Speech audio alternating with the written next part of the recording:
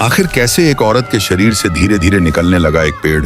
तेजीमोला के जन्म लेने से 3 हफ्ते पहले उसकी मां न्योमोली ने इतने सारे संतरे और इतने सारे चिकने बीज खा लिए थे कि उसे अपने बचपन में सुनी वे बातें याद आ गई थीं कि अगर आप गलती से बीज निगल जाते हो तो रातों रात एक पेड़ में तब्दील हो जाते हो। डर के मारे वह उस रात सो नहीं पाई और अजीब अजीब सपने उसे आते रहे कि वह अलग अलग तरह के पेड़ों में बदल गई है। सुबह उसने अपने पति धनीराम को सपनों के बारे में बताया। वह एक व्यापारी था और अक्सर काम के सिलसिले में बाहर रहता था। धनीराम ने उसे समझाया कि उसके सपनों का कोई मतलब नहीं। यही नहीं, उसकी दाई ने यह भी कहा कि उसे सपने में हरे भरे आम और अन्य पेड़ दिखाई दिए हैं तो इसका अर्थ है कि वह एक स्वस्थ बच्चे को जन्म देगी और संतान सुख भोगेगी। पर दाई की बात गलत साबित हुई और बच्ची को जन्म देते ही न्योमोली की मृत्यु हो गई। बच्ची की आवन नाल काटते हुए दाई ने देखा कि वह छोटी नन्ही कलियों में बदल रही है। जब तक उसने बच्ची को नहलाया वे कलियां पूरी पत्तियों का रूप ले चुकी थी। हालांकि उसने उन्हें एक एक कर चुनना शुरू कर दिया था, पर वे उसके शरीर के विभिन्न हिस्सों से किसी घास की तरह उगने लगी थी। जब तक न्योमोली की पलकों को उन पत्तियों ने ढका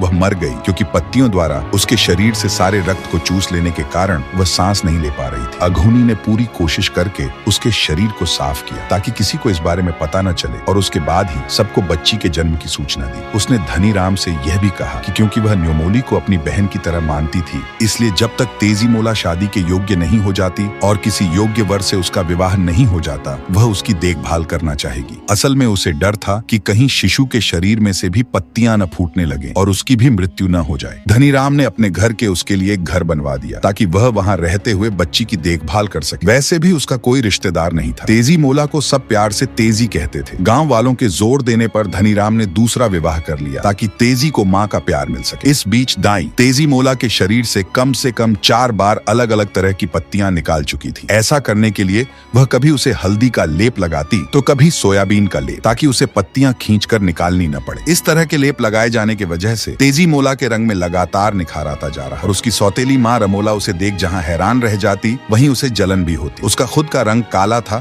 और तेजीमोला न सिर्फ सुंदर थी वरन उसकी आंखें भी एकदम अंडाकार थीं और पलकें घनी थीं। पर दाई को हमेशा उसकी चिंता सताए रहती थी कि कहीं उसे भी कुछ हो न जाए। 2 हफ्ते पहले लाल गर्दन वाले हरे रंग के तोते ने धनीराम के घर पर गीत गाया जब वह बाहर अपना सामान बेचने जाने के लिए सामान बांध रहा था। तोते की आवाज बहुत ही कर्कश और तेज थी जिसे सुनकर धनीराम को अपनी दूसरी पत्नी का ध्यान आ जाता, जो बहुत ही लड़ाकू किस्म की स्त्री थी। गांव में वह सबसे लड़ती रहती थी और तेजीमोला के साथ नौकरों की तरह व्यवहार करती थी। उसने तोते को देखकर एक ठंडी आह भरी और उसे आश्वासन दिया कि अगले 6 महीनों की अपनी समुद्री यात्रा के दौरान वह अपनी बेटी के लिए उपयुक्त वर जरूर ढूंढ लेगा। पर रमोला के दिमाग में तो कोई और ही खुराफात चल रही थी। जैसे ही धनीराम अपनी यात्रा पर निकला उसी रात रमोला ने अपने तीनों बेटों के लिए स्वादिष्ट भोजन बनाया। वह दिन रात उससे घर के सारे काम करवाती और सोने के लिए एक बांस की चटाई दे देती। तेजीमोला खुशी खुशी सारे काम करती। जिस रात धनीराम घर से निकला तेजी की अंगुली में एक छोटी सी हरी पत्ती उगाई जिसे उसने तुरंत ही चंदन का लेप लगाकर हटा दिया, जिसके बारे में दाई ने उसे बताया था। वह अक्सर दाई को याद कर रो क्योंकि उसे तो माँ का प्यार उसी से मिला था। उसकी सबसे खास सहेली का विवाह तय हो गया था और जब उसने अपनी सौतेली माँ से जाने की अनुमति मांगी तो उसने उसे अपने महंगे रेशमी कपड़े भी पहनने को दिए। उसे हिचकिचाते देख रमोला ने कहा, तुम नए डिजाइन के कपड़े पहनो और अपने इन वस्त्रों के नीचे ब्लाउज भी पहनो, इससे तुम और सुंदर लगोगी। मैं तो अब ऐसे कपड़े नहीं पहन सकती हूँ क्योंकि अब मैं बूढ़ी हो रही हूँ, लेकिन तुम्हें ऐसे ही कपड़े पहनने चाहिए। अपनी सहेली के विवाह में तुम खूब सज कर जाओ, पर क्या तुम अकेली वहाँ जा सकोगी? हाँ, मैं अकेली जा सकती हूँ। सुंदर कपड़ों को देखते हुए तेजीमोला ने खुशी से कहा। फाल्गुन का महीना था, ठंडी हवा चल रही। सड़क पर लाल रंग के गुड़हल के फूल बिखरे हुए थे। सहेली के घर जाते हुए तेजीमोला को लगा कि जैसे थैले में कुछ हिल रहा है। वह उसे खोलकर देखना चाहती थी, पर उसकी सौतेली माँ ने उसे इजाजत दी थी कि वह विवाह स्थल पर पहुंचकर ही थैला खोले, उससे पहले नहीं, वरना रास्ते की धूल मिट्टी से वस्त्र गंदे हो जाए। माँ के डर से तेजीमोला चुपचाप चलती रही। वह अपनी माँ के गुस्से को जानती थी। उसने अपने प्रति पहली बार जो ममता देखी थी उसे वह खोना नहीं चाहती थी। वह हर हालत में उसे खुश देखना चाहती। उसने और तेज चलना शुरू कर दिया ताकि जल्दी से सहेली के घर पहुंच सके और नहाने के बाद इन वस्त्रों को पहन सके। उसने अपने थैले से धुआं निकलता नहीं देखा। विवाह स्थल पर पहुंचने के बाद जब उसने पहनने के लिए वस्त्रों को निकाला और देखा कि वे जगह जगह से कटे हुए हैं और कहीं कहीं से जल भी गए हैं तो वह हैरान रह गई। वह डर के मारे रोने लगी कि अब तो उसकी सौतेली माँ उसे कोई बड़ी सजा दे क्योंकि उसने उसके इतने कीमती कपड़े खराब कर दिए। उसकी सखी सोखी ने उसे सांत्वना देने की कोशिश की। तेजी, तुम इसके लिए उत्तरदायी नहीं हो। माँ को मैं ये बात कैसे समझाऊं? वह मुझे बहुत मारेगी। उन्हें सब सच बता, इसमें तुम्हारी कोई गलती नहीं है। फिर सोखी ने उसे उपहार में मिले हुए अपने रेशमी वस्त्र पहनने के लिए, पर तेजी दुखी थी और ये बात भी उसे रुला रही कि सोखी उससे दूर चली जाए, जिसके साथ वह अब तक अपने सारे दुख सुख बांटती आई थी।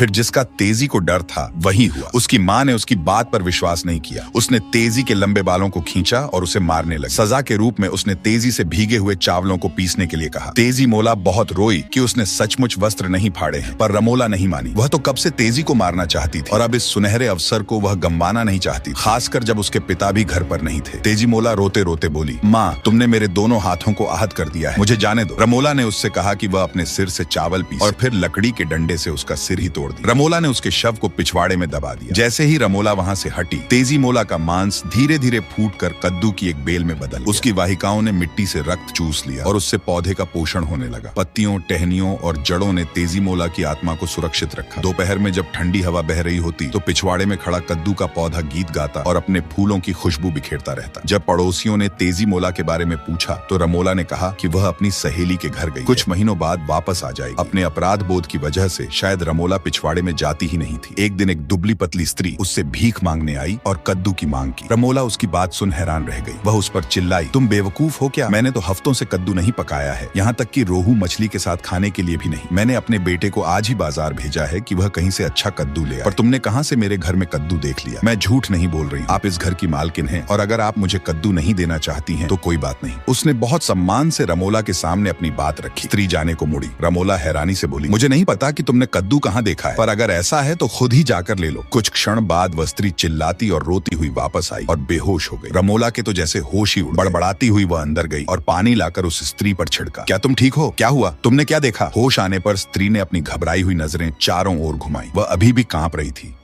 उस बेल में भूत है। वह कहती है कि वह तेजी मोला है और उसकी सौतेली माँ ने रेशमी वस्त्र खराब हो जाने की वजह से उसकी हत्या कर दी है। वो कौन है? ये सुन रमोला बरामदे में इधर उधर चक्कर काटने लगी। उसे डर लग रहा था क्योंकि पड़ोसी अक्सर उससे पूछते ही रहते थे कि तेजी मोला अभी तक वापस क्यों नहीं आई। अचानक उसके मन में एक विचार कौन था, आखिर वह एक बेल ही है। वह तो मर चुकी है। वह एक बड़ी सी कुल्हाड़ी लेकर पिछवाड़े में गई और बेल से सटकर खड़ी हो गई ताकि गाना सुन सके। उसने सुना कोई विवाह के समय गाए जाने वाला विदाई गीत गा रहा है। तुरंत उसने बेल के टुकड़े टुकड़े कर दिए। पौधे के कोमल बीज चारों ओर बिखर गए। उनका रस उसके सफेद कपड़ों पर पड़ा तो निशान बन गए। वह बुरी तरह से हाँफ रही थी और उसके माथे से पसीना बह रहा था। उस पर 3045 फूल थे जिन्हें वह एक एक करके चुनने लगे। पहले अकेले, फिर अपने दोनों बेटों की सहायता से जो तब तक घर लौट आए थे। बड़ा बेटा जो कद्दू लेने गया था अभी तक नहीं लौटा था। उन तीनों ने मिलकर एक गहरा गड्ढा खोदकर उस पौधे को बगीचे के एक एकांत कोने में दबा दिया। इस बार जहाँ इस पौधे की पत्तियां, टहनियां, बीज, जड़ आदि दबाए गए थे वहाँ पर आम के फल जैसा पौधा उगाया। कुछ हफ्तों बाद गांव के कुछ गाय चराने वाले रमोला के पास पके हुए आम मांगने आए, पर उसने उनकी बात नहीं सुनी और नारियल कसने बैठ गई। तभी एक एक कर आम धरती पर गिरने लगे। एक आम वहां बैठकर किसी बच्चे की तरह रोने लगा। फिर जब धनीराम गांव लौटा तब तक शरद ऋतु आ चुकी थी। सरसों के खेतों में खिले नन्हे पीले फूलों की तरह करोड़ों तारे टिमटिमा रहे थे। असम के एक सुदूर बसे गांव में उसकी मुलाकात एक व्यक्ति से हुई थी जो उसे अपनी बेटी के लिए उपयुक्त वर लगा था। मेहनती व बलिष्ठ कदकाठी का वह आदमी बड़ों के पैर छूता था, अपनी माँ की बात सुनता था और अपनी दादी की सिलबट्टे पर चूना सहित पान पीसने में मदद करता था। उसमें कोई भी बुरी आदत नहीं थी। वह रोज नहाता था, इसलिए उसका शरीर चमकता रहता था। नाव धनीराम के गांव के करीब पहुंच रही थी। बहते पानी की आवाज पैदा हो रही थी जो किसी गीत की तरह लग रही थी। वह अपने साथ बहुत तरह का सामान लाया था। तभी उसकी नजर पानी में खिले कमल पर गई। ऐसा कमल उसने अपनी जिंदगी में कभी नहीं देखा था। उसने कहा, इसे मैं अपनी बेटी के लिए तोड़ूंगा क्योंकि मेरी सुंदर बेटी इस तरह का फूल पाने की ही हकदार है। जैसे ही धनीराम उसे तोड़ने के लिए आगे बढ़ा कि तभी वह कमल अपनी दुख भरी कहानी सुनाने लगा जिसमें वह चूहे, अंगार और अपनी सखी के विवाह की बात कर रहा था।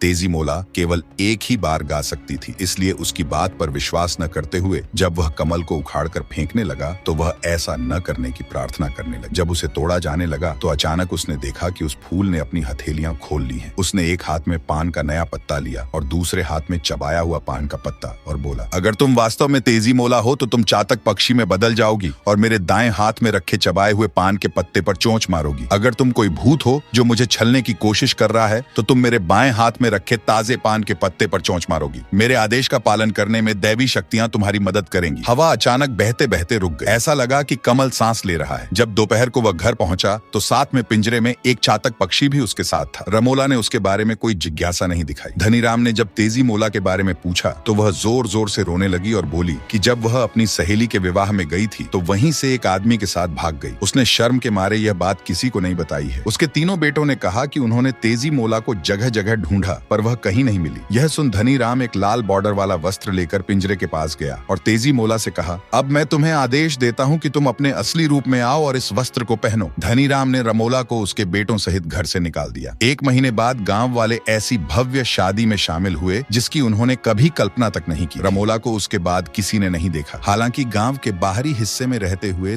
तीनों बेटे तेजी मोला के खिलाफ कोई न कोई षड्यंत्र रचते रहे, पर कभी सफल नहीं हुए। तेजी मोला अपने पति के साथ सुखमय जीवन व्यतीत करती रही।